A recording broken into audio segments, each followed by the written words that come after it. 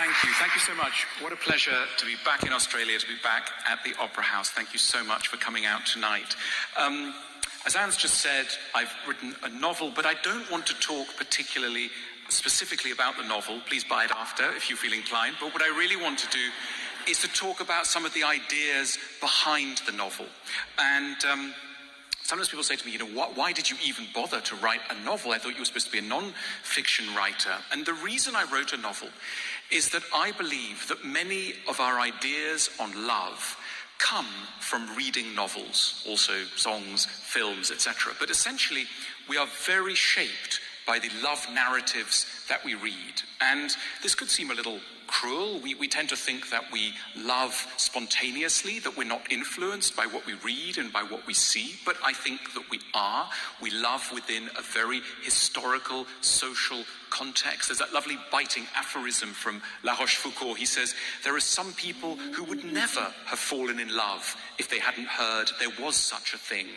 That's a little extreme, but you get the idea that really when we love, we are taking a lot of our cues from the outside world. We honor certain feelings that we experience because other people are telling us to honor them. We suppress other feelings because people have told us not to pay them particular attention. Now, we are nowadays firmly in a very distinctive era in the history of love.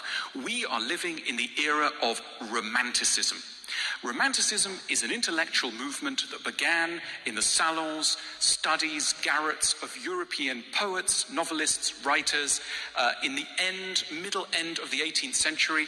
And nowadays, even if you've never heard of a single romantic poet or novelist from any garret in old Europe, and you're just having your love life here in Sydney, you are influenced, because we all are, by romanticism. So whether you don't necessarily know about it or feel it or touch it, it is all around us in the ether.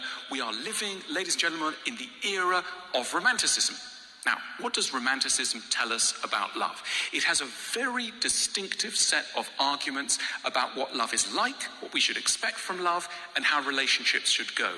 And let me run you through a few of those romantic assumptions.